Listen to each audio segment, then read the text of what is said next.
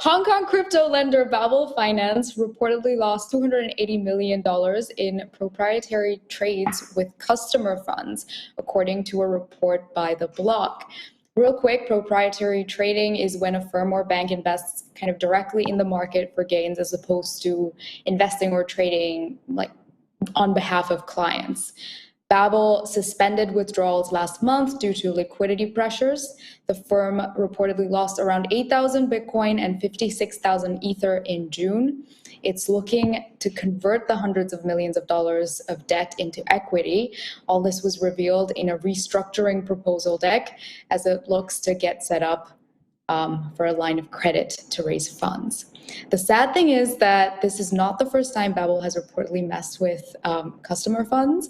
In 2020, CoinDesk published this incredible saga involving leaked recordings of a private conversation which suggested that Babel leveraged some user funds to long Bitcoin and faced potential default risks during the Black Thursday market crash in March of 2020. Following that crash, Babel allegedly asked for credit loans from Tether so it could meet margin calls from other lenders. So before I throw to you guys for your thoughts, I just wanted to end with this line from the 2020 article. The recordings offer a rare hint of strategies taken by the industry's nascent crypto lenders in managing their balance sheets, suggesting some business practices may be different from what they claim. And go. I think I saw Adam's hand go up, so I'm going to pass on to you. You know, all of this stuff is hard. I think that's people, everybody wants to make money in these types of markets. And the challenge is that as the amount of money that you're managing goes up, and as the expectations based on your past successes make it so that you have to continue to perform at that high level, otherwise you're seen as underperforming relative to what you've done in the past.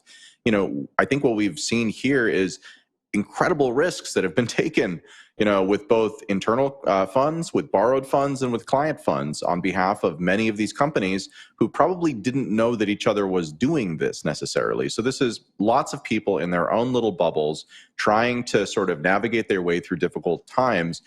One of the things about this story that is both sad and a little bit funny is the talk about liquidity problems.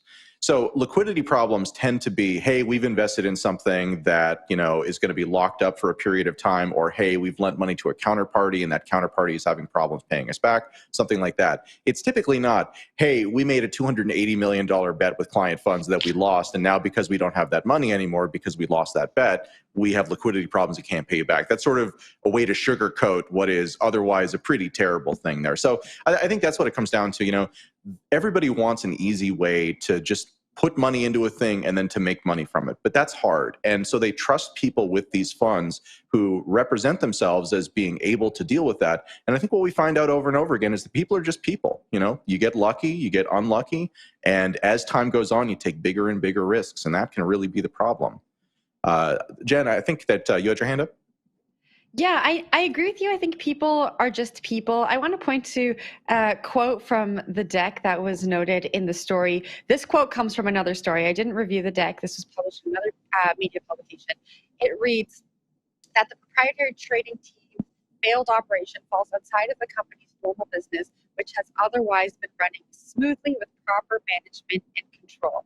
And that just really feels to me like we're really not taking responsibility here. We're saying like, this was just one mistake. It was a big mistake. But other than this, we're running completely smoothly. Our management team is A-okay. And now give us more money so we can fix this. And it just feels like a completely wrong message, especially given what Sandali brought up. You know, this isn't the first time that Babel has been in the news. This isn't the first time that there's been a misstep. And if it was the first time there'd been a misstep, that would be completely unheard of. Like, we are just people. You know, companies make mistakes. And I think it's really important to own those mistakes. And that's how you gain that trust back from investors and customers. Yeah, when this story came out first in March 2020, that was a pretty big deal, right? There's one of the first few firms to acknowledge that not really acknowledge, it was a leaked deck, right? To come out that they've been using customer funds in order to trade and leverage long what at that point everyone thought was going to be a Bitcoin bull market. So like January to February of that year, Bitcoin started approaching $10,000 from a low of like $7,000, started progressing upward and upward, and then flash crash happened in early March. It caught a lot of people on their heels. And within that, there was a few leveraged long firms, including Babel Finance. And a lot of these firms were looking at complete liquidations. Just so happened a few months later that Bitcoin started going back up again. And I think it bailed out a lot of these firms that previously would have gone under completely. And it seems that was the case for Babel Finance. For quite a while, the reputation was tarnished. Everyone knew about this leaked deck. It was great reporting at the time. But 2 years later, Bitcoin markets became like even bigger, right? They came roaring back and everyone just wanted to throw money at projects. And so that's what I sort of see with Babel Finance at this point is they could have collapsed because of that March 2020, but the market more or less saved them and pushed them through. And, they never had to learn their lesson, right? They were okay. They were able to get through that period. And now they've implemented the same doctrines, the same techniques, and they've ended up in the same situation, except this point, Bitcoin doesn't really look like it's turning around. We had a nice little pump yesterday, but pretty tiny compared to what we saw earlier last year. Sandalia, throw it up to you for your take.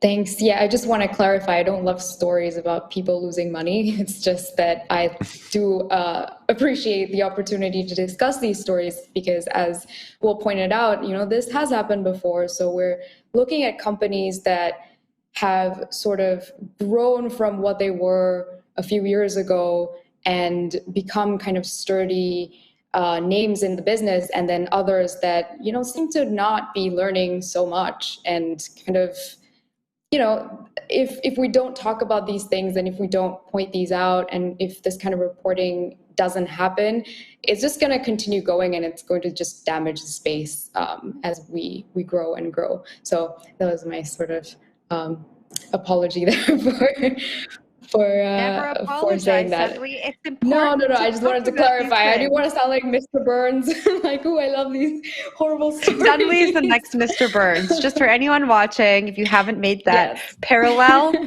up until now, that's it.